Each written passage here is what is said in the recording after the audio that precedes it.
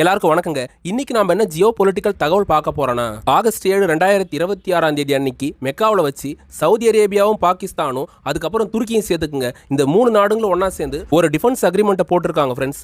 கூடுதலா ஈரான் நாட்டோட பிரிகேடியர் ஜெனரலா இருக்க அலி ஜகான்ஷாகி அமெரிக்க தரைப்படை ஈரான் நாட்டில் கால் வச்சாங்கன்னா அவங்களுக்கு நரகத்தையே பரிசா கொடுப்போம்னு பயங்கரமான ஒரு மிரட்டலை அமெரிக்காவுக்கு கொடுத்துருக்காரு. அதையும் இந்த வீடியோவில் நம்ம டீட்டெயில்டா பார்க்கலாம் ஃப்ரெண்ட்ஸ். மத்திய கிழக்கு பிராந்தியத்தில் ஈரான் அமெரிக்கா போர் நடந்துட்டு வர போகும்போதே அங்க ஒரு பெரிய நாடா இருந்துட்டு இருக்கிற சவுதி அரேபியாவும் தனியா ஒரு போர் நடத்த ஆரம்பிச்சாங்க. அந்த போர் என்னன்னு பாத்தீங்கன்னா, பக்கத்து நாடா இருக்க ஏமன் நாட்டில் செயல்பட்டு வர ஹவுதி படைகளோட சவுதி அரேபியா நடத்திட்டு வர போரா இருக்குதுங்க. இப்படி ஏமன் நாட்டோட போர் நடத்திட்டு வர சவுதி அரேபியா ஈராக் நாட்டில் செயல்பட்டு வர PMF துணை ராணுவ படை ஈரானுக்கு ஆதரவா செயல்படுறாங்கன்னு சொல்லி அமெரிக்காவோட இணைஞ்சு அந்த PMF படைகளை குறி வச்சு ஈராக் மேலேயும் சவுதி அரேபியா ஏர் ஸ்ட்ரைக்குங்களை கண்டக்ட் பண்ணாங்க. இப்படி 2 நாடுகளோட போர் நடத்தின சவுதி அரேபியாவுக்கு அங்க பெரிய பிரச்சனை ஏற்பட்டதுங்க. எங்க ஏமன், ஈராக், ஈரான் நாடுங்க ஒன்னா சேர்ந்து 3 பேரை நம்மள அட்டாக் பண்ணிடுவாங்களோன்ற பயம் சவுதி அரேபியாவுக்கு ஏற்பட்டது. அதனாலதான் சவுதி அரேபியாவோட பிரின்ஸா இருக்க முகமது பின் சல்மான் அமெரிக்க அதிபர் ட்ரம்ப் கிட்ட பேசி ஈரானுக்கு எதிரான போரையே கொஞ்ச நாளைக்கு நிறுத்தி வச்சிருக்காரு.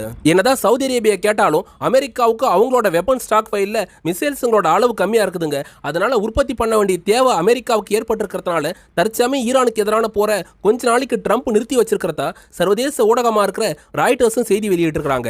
இப்படிப்பட்ட நிலைமையில தான் சவுதி அரேபியா அங்க மத்திய கிழக்குல புதுசா ஒரு பிரச்சனை கிளப்பியிருக்காங்க. அது என்னன்னா ஆகஸ்ட் 7 2026 அன்னைக்கு சவுதி அரேபியாவோட மெக்காவில் வச்சு சவுதியோட பிரின்ஸா இருக்க முகமது பின் சல்மான் வேற 2 நாடுகளோட டிஃபென்ஸ் அக்ரிமெண்ட்ல ஒன்னு கையெழுத்து போட்டிருக்காரு.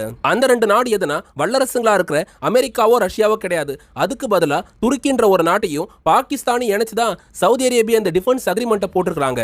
மெக்கா நகரத்துல வச்சு சவுதி அரேபியா கொண்டு வந்திருக்கிற இந்த டிஃபென்ஸ் அக்ரிமெண்ட்ல கையெழுத்து போடுறதுக்காக துருக்கி அதிபர் எர்டோகன் அதுக்கப்புறம் பாகிஸ்தானோட அதிபரா இருக்கிற ஷெபாஸ் ஷெரீப்பும் மெக்கா நகரத்துக்கு நேர்ல வந்திருந்தாங்க. அவங்க 2 பேரையும் நேர்ல வரவேற்ற சவுதியோட பிரின்ஸா இருக்க முகமது பின் சல்மான் 2 அதிபர்களோடையும் பலகட்ட பேச்சுவார்த்தைகள் நடத்தியிருந்தாரு. பேச்சுவார்த்தை முடிஞ்ச கையோட 3 நாட்டு அதிபர்களும் டிஃபென்ஸ் அக்ரிமெண்ட்ல கையெழுத்து போட்டு அதை சர்வதேச ஊடகங்கள் கிட்ட பிரகடனப்படுத்தினாங்க. ஃப்ரெண்ட்ஸ், இப்படி ஒப்பந்தம் கையெழுத்தானதுக்கு அப்புறம் சவுதியோட பிரின்ஸா இருக்க முகமது பின் சல்மான் சர்வதேச ஊடகங்கள் கிட்ட இந்த டிஃபென்ஸ் அக்ரிமெண்ட்டை பத்தி என்ன பேசியிருந்தாருன்னா, ஐரோப்பிய நாடுகளுக்கு இணைய வர்த்தக ரீதியா வளர்ந்துட்டு வந்த கல்ஃப் கண்ட்ரீஸ்லாம் இப்ப தேவையில்லாத போர்களை சிக்கி தவிச்சுக்கிட்டு இருக்குது.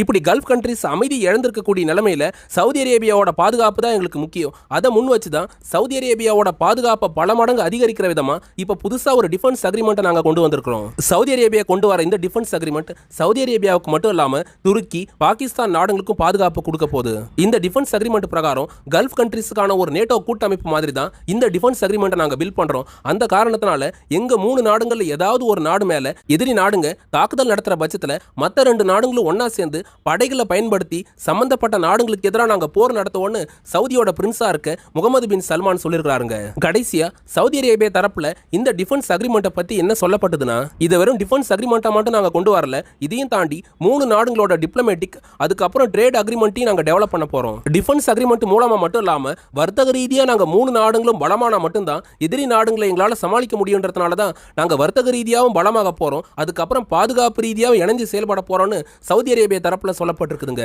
சவுதி அரேபியாவுக்கு அடுத்ததா இந்த டிஃபென்ஸ் அக்ரிமெண்ட்டை பத்தி துருக்கி எதுவும் பெருசா பேசலங்க. அதுவே பாகிஸ்தானோட அதிபரா இருக்க ஷெபாஸ் ஷெரீப் என்ன விஷயத்தை பேசியிருந்தாருன்னா, இதுக்கப்புறம் பாகிஸ்தான் நாட்டுக்கு எதிராக அவ்வளவு சீக்கிரம் யாராலையும் கை வைக்க முடியாது, எங்களுக்கு பாதுகாப்பு தூண்களா துருக்கியும் சவுதி அரேபியா நிப்பாங்கன்ற மாதிரி ஷெபாஸ் ஷெரீப் அவர் தரப்புல சொல்லியிருந்தாருங்க.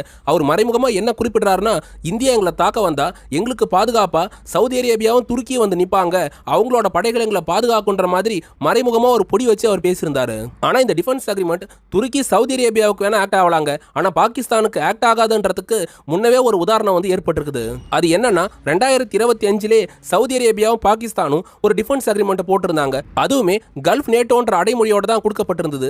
ஆனா இதுல பார்க்க வேண்டியது என்னன்னா, பாகிஸ்தானுக்கு பக்கத்து நாடா ஒரு காலத்துல பங்காளி போல செயல்பட்டு வந்த ஆப்கானிஸ்தான் நாட்டுக்கும் பாகிஸ்தானுக்கு இடையில 2025-26 தொடக்கத்துல கடுமையான போர் ஏற்படுதுங்க. இந்த போர் நடக்கிறதுக்கு முன்னாடி தான் பாகிஸ்தானும் சவுதி அரேபியாவும் பாதுகாப்பு ஒப்பந்தம் போட்டிருந்தாங்க. ஆனா சவுதி அரேபியா என்ன பண்ணாங்க, போர் நடந்த காலகட்டத்தில் ஆப்கானிஸ்தானுக்கு எதிராக சண்டைகளாம் போகல, ஆப்கானிஸ்தானுக்கும் பாகிஸ்தானுக்கு இடையில பேச்சுவார்த்தை நடத்தி பக்கத்து நாடுகளா இருக்கீங்க, உங்களுக்குள்ள தேவையில்லாம சண்டை போட்டுக்காதீங்க, அமைதியா போங்கன்னு 2 நாடுகளுக்கு நடுவில் தற்காலிக போர் நிறுத்தத்தை மட்டும்தான் சவுதி அரேபியா கொண்டு வந்தாங்க. மற்றபடி படைகள் அனுப்புற மாதிரியான காரியத்தெல்லாம் சவுதி அரேபியா ஈடுபட்டதே கிடையாது. அதே சமயம் சவுதி அரேபியாவுக்கு மட்டும் இந்த ஒப்பந்த பிரகாரம் பாகிஸ்தான் என்ன பண்றாங்க, படைகளையும் அதுக்கப்புறம் கொஞ்சம் போர் விமானங்களையும் அனுப்பி வச்சிருக்காங்க. ஃப்ரெண்ட்ஸ், சவுதி அரேபியாவுக்கும் பாகிஸ்தானுக்கு இடையில இந்த மாதிரியான விஷயங்கள் இருக்க போகும்போது இப்ப துருக்கியோட சேர்ந்து இந்த 3 நாடுகளும் எதுக்காக புது ஒப்பந்தத்தை போட்டிருக்காங்கன்னா, மத்திய கிழக்குல அமெரிக்காவோட ஆதிக்கத்துல இருந்து கொஞ்சம் கொஞ்சமா விடுபட்டு ஒரு தன்னிறைவு அடையணும், அதாவது அந்த பிராந்தியத்துல ஒரு வல்லரசு போல தன்னை காட்டிக்கணும்னு சவுதி அரேபியா நினைக்கிறாங்க. அதுலயும் சவுதியோட பிரின்ஸா இருக்க முகமது பின் சல்மான் வந்து அந்த பிராந்தியத்துல தன்னை ஒரு பவர் செட்டாரா நிரூபிக்கணும்ன்றதுக்காக முன்னவே வந்து லைன் சிட்டி உருவாக்குறது, தனியா 5ஆம் தலைமுறை போர் விமானத்தை உருவாக்க முயற்சி பண்றது, அதுக்கப்புறம் ஈரானை தவிர்த்து மத்திய கிழக்கு பிராந்தியத்துல ஒரு அரபு நாடா தன்னிச்சையா ஒரு நியூக்ளியர் பவர் பிளான்ட்டை உருவாக்குறதுக்கும் சவுதி அரேபியா தொடர்ந்து முயற்சி பண்ணிட்டு வராங்க. அதுக்கான வேலைகள்லையுமே அவங்க தீவிரமா ஈடுபட்டு வராங்க. அந்த பிராந்தியத்துல சவுதி அரேபியா எப்படிப்பட்ட நாடுனா, உலகத்திலே அதிகமான கச்சா எண்ணெயை தங்கிட்ட ரிசர்வ் வச்சிருக்கிற நாடா சவுதி அரேபியா இருக்கிறாங்க. எக்கச்சக்கமா பணம் வச்சிருக்கிற நாடா சவுதி அரேபியா இருந்தாலும் அவங்களோட விமானப்படையை தவிர்த்து தரைப்படையும் கடற்படையும் பலவீனமா தான் இருந்துட்டு இருக்குது. சவுதி அரேபியாவுக்கு தேவைப்படுற பேலிஸ்டிக் மிசைல்ஸுங்க, இன்டர்செப்டார் மிசைல்ஸுங்க, ஏன் ஏர் டிஃபென்ஸ் தேவையை கூட அமெரிக்கா தான் பூர்த்தி பண்ணிட்டு வராங்க.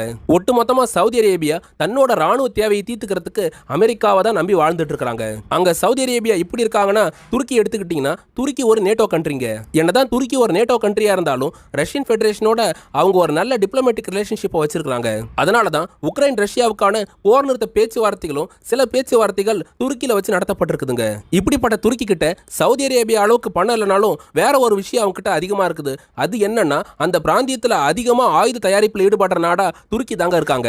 ஏன் நேட்டோ நேஷன்ஸ்ல அமெரிக்காவுக்கு அடுத்ததா ஆயுத உற்பத்தியில அதிகமா ஈடுபடுற நாடா துருக்கி தான் இருக்காங்க. துருக்கி கிட்ட வெப்பன் ஸ்டாக் ஃபைலும் ரொம்ப அதிகமா இருக்கிறதா தான் சர்வதேச ஊடகமா இருக்கு தி ஏபிடியும் செய்தி வெளியிட்டு இருக்காங்க. துருக்கியோட கதை இப்படி இருக்குதா, அதுவே பாகிஸ்தான் எடுத்துக்கிட்டீங்கன்னா, இந்த அரபு நாடுங்களா பாகிஸ்தானை ஒரு கூட்டாளியை எதனால சேர்த்துக்கிறாங்கன்னா, பாகிஸ்தான் கிட்ட அணு ஆயுதங்கள் இருக்குதுங்க.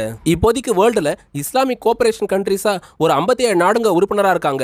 இந்த 57 நாட்டிலையும் பாகிஸ்தான் கிட்ட மட்டும் தாங்க அணு ஆயுதம் இருக்குது. அதுவும் அவங்க இந்தியாவை டார்கெட்டா வச்சுதான் அணு ஆயுதங்களே உருவாக்கி வச்சிருக்காங்க. இருந்தாலும் பாகிஸ்தான் கைவசம் அணு ஆயுதங்கள் இருக்கிறதுனால தான் சவுதி அரேபியாவும் துருக்கியும் பாகிஸ்தானை வலுக்கட்டாயமா அழைச்சிட்டு வந்து இந்த டிஃபென்ஸ் அக்ரிமெண்ட்ல சேர்த்து வச்சிருக்காங்க. ஃப்ரெண்ட்ஸ், இந்த 3 நாடுகளும் அவங்களுக்குள்ளார போட்டு வச்சிருக்கிற இந்த புது டிஃபென்ஸ் அக்ரிமெண்ட்டை ஆகா ஓகோன்னு புகழ்ந்துகிட்டு இருக்கிறது மட்டும் இல்லாம கல்ஃப் கண்ட்ரிஸ்க்கான ஒரு நேட்டோவா இந்த கூட்டமைப்புல பஹ்ரைன், கத்தார், குவைத், அதுக்கப்புறம் வந்து ஓமன் மாதிரி சுற்றி இருக்கிற அரபு நாடுங்க எல்லாத்தையும் இந்த டிஃபென்ஸ் அக்ரிமெண்ட்டுக்குள்ளார கொண்டு வருவோன்ற மாதிரி சவுதி அரேபியா சொல்லிக்கிட்டு இருக்காங்க. ஃப்ரெண்ட்ஸ், இந்த டிஃபென்ஸ் அக்ரிமெண்ட்டை சவுதி அரேபியாவோட பிரின்ஸா இருக்க முகமது பின் சல்மான் எந்த நோக்கத்துக்காக போட்டிருக்கிறாருன்னா, இந்த டிஃபென்ஸ் அக்ரிமெண்ட் ஒன்றும் நேட்டோ நாடுகளுக்கு ஈக்குவலா செயல்பட போறது இல்லைன்றது அவருக்கு நல்லாவே தெரியும். இருந்தாலும் அந்த பிராந்தியத்தில் ஈரானுக்கு அடுத்ததா ஒரு வலிமையான நாடா நாம உருவாகணுன்றது அவரோட கணக்கா இருக்குது. அதே சமயம் இந்த விவகாரத்தில் பாகிஸ்தானை முன் வச்சு இந்தியா என்ன சொல்லியிருக்காங்கன்னா, அரபு நாடுகளில் நடக்கிற ஒவ்வொரு விஷயத்தையும் நாங்கள் உன்னிப்பா நோட் பண்ணிட்டு இருக்கிறோம். அதுல இந்த 3 நாடுகளும் போட்டிருக்கிற டிஃபென்ஸ் அக்ரிமெண்ட்டையும் நாங்கள் நோட் பண்ணிட்டு தான் இருக்கோம்னு இந்தியா அவங்க தரப்புல ஸ்டேட்மெண்ட் கொடுத்திருக்காங்க. ஃப்ரெண்ட்ஸ், சவுதி அரேபியாவுக்கு அடுத்ததா ஈரான் விவகாரத்தை எடுத்துக்கிட்டா, ஈரான் நாட்டோட பிரிகேடியர் ஜெனரலா இருக்க அலி ஜகான்ஷாகி அமெரிக்காவுக்கு எதிராக என்ன விஷயத்தை பேசியிருக்கிறாருன்னா, ட்ரம்ப் ஈரானுக்கு எதிராக போர் நடத்தி எக்கச்சக்கமான ஆயுதங்களை வீணாக்கிட்டாரு. அதனால தான் அமெரிக்காவோட வெப்பன் ஸ்டாக் ஃபைல்ல இப்ப ஏவுகணைகளோட அளவு கம்மியா இருக்கிறதா எங்களுக்கும் தகவல் கிடைச்சிருக்குது. இப்போதைக்கு அமெரிக்கா கைவசம் பிரிசிஷன் ஸ்ட்ரைக் மிசைல்ஸுங்களும், அதுக்கப்புறம் டோமகாக் மிசைல்ஸுங்க, இன்டர்செப்டார் மிசைல்ஸுங்களோட அளவும் கம்மியா இருக்கிறதுனால தான் ஈரானுக்கு எதிராக போர் நடத்த முடியாதுன்னு இப்போதைக்கு போரையே அமெரிக்கா ஹோல்ட் பண்ணி வச்சிருக்கிறதா எங்களுக்கும் தகவல் கிடைச்சிருக்குது. அதே சமயம் இன்னும் கொஞ்ச நாள்ல ஈரானுக்கு எதிராக கிரவுண்ட் இன்வேஷன் பண்ணணும்ன்ற ஒரு பிளானோட அமெரிக்கா இருக்கிறதா எங்களுக்கு தெரிய வந்திருக்குதுன்னு ஈரானோட பிரிகேடியர் ஜெனரலா இருக்க அலி ஜகான்ஷாகி பேசியிருக்காருங்க. இதுக்கு அடுத்ததா அமெரிக்காவுக்கு அவர் சார்பில் கொடுக்கப்பட்டிருக்கிற மிரட்டல் என்னன்னா, ஈரானுக்கு எதிராக கிரவுண்ட் இன்வேஷன் என்ற கனவோட அமெரிக்க படைகள் ஈரான் மண்ணுல கால் வைக்கிற பட்சத்துல அவங்களோட கால்களே இல்லாத அளவுக்கு நாங்க கடுமையான தாக்குதலை அமெரிக்காவோட படைகளுக்கு எதிராக நடத்துவோம், ஏன் உள்ள வந்தோன்னு யோசிக்கிற அளவுக்கு மிக கடுமையான தாக்குதலை ஈரானோட ராணுவம் நடத்துன்ற மாதிரி ஈரானோட பிரிகேடியர் ஜெனரலா இருக்க அலி ஜகான்ஷாகி அமெரிக்காவுக்கு எதிராக மிக கடுமையான மிரட்டலை அவர் தரப்புல கொடுத்திருக்காரு. ஃப்ரெண்ட்ஸ், இப்படி ஈரான் தரப்புல அமெரிக்காவை மிரட்டிக்கிட்டு இருக்க அமெரிக்காவோட அதிபரா இருக்க ட்ரம்ப் இப்ப ஈரானுக்கு எதிராக என்ன மாதிரியான போர் நகரங்களை பண்ணிட்டு இருக்காருன்னா, ஈரானுக்கு எதிராக இன்னும் கொஞ்ச நாள்ல எப்படி அமெரிக்கா போர் நடத்த போறாங்கன்றது எல்லாருக்குமே ஒரு தெரிஞ்ச விஷயமா தாங்க இருக்குது. இருந்தாலும் அதுக்கு முன்னாடி ஈரானோட பொருளாதாரத்தை முடக்கணுன்றதுக்காக அவங்களோட போர்ட்டை சுத்தி எக்கச்சக்கமான போர் கப்பலுங்களை அமெரிக்கா இப்போ புதுசா டிப்ளாய்மெண்ட் பண்ண ஆரம்பிச்சிருக்காங்க. இப்போதைக்கு புதுசா 20 போர் கப்பலுங்களை ஈரானோட போர்ட்டை சுத்தி நிறுத்தி இருக்கிற ட்ரம்ப் தேவைக்கேற்ப ஈரான் மேல தாக்குதல் நடத்த முடிவு பண்ணிருக்காரு. கல்ஃப் நேட்டோன்ற பேர்ல சவுதி அரேபியா போட்டிருக்கிற டிஃபென்ஸ் அக்ரிமெண்ட்டை பத்தி நீங்க என்ன நினைக்கிறீங்கன்றத கமெண்ட்ல பதிவு பண்ணுங்க. இதோட இந்த வீடியோவை முடிச்சுக்கிறேன். இப்படி நிறைய டிஃபென்ஸ் ஜியோ பாலிடிக்ஸ் தகவல்களை தெரிஞ்சுக்க நம்ம சேனலை சப்ஸ்கிரைப் பண்ணிக்கோங்க, தொடர்ந்து சப்போர்ட் பண்ணுங்க. நம்ம ஜியோ பொலிட்டிக்கல் வீடியோஸை பார்க்குற சில நண்பர்கள் எங்களுக்கு யூடியூபோட super thanks option QR code மூலமா ஹெல்ப் பண்றாங்க. நீங்களும் உதவ நினைச்சீங்கன்னா இந்த வழிகளை பயன்படுத்தி எங்களுக்கு உதவலாம் ஃப்ரெண்ட்ஸ். டிஎன்பிசி, எஸ்எஸ்சி, ஆர்ஆர்பிக்கு ஏற்ற சில புத்தகங்களை நாங்கள் டேக்டு ப்ராடக்ட்ஸாக கொடுத்துருக்கோம். அதையும் போய் செக் பண்ணி பாருங்க. இரண்டாம் உலக போருக்கு அப்புறம் இடைவெளியே இல்லாம தொடர் போருங்களை நடத்திட்டு வர வல்லரசு நாடுங்க போருங்களை அடியோட தவிர்த்துட்டு மக்களுக்கான அடிப்படை தேவையா இருக்க கல்வி, உணவு, மருத்துவத்துக்கு முக்கியத்துவம் கொடுக்கணுங்க. அடுத்து ஒரு டிஃபென்ஸ் ஜியோ பாலிடிக்ஸ் தகவலோட நாளைக்கு உங்களை வந்து சந்திக்கிறேன். அது வரைக்கும் உங்ககிட்ட இருந்து விடை பெறுவது ஆல் இன் தமிழ்.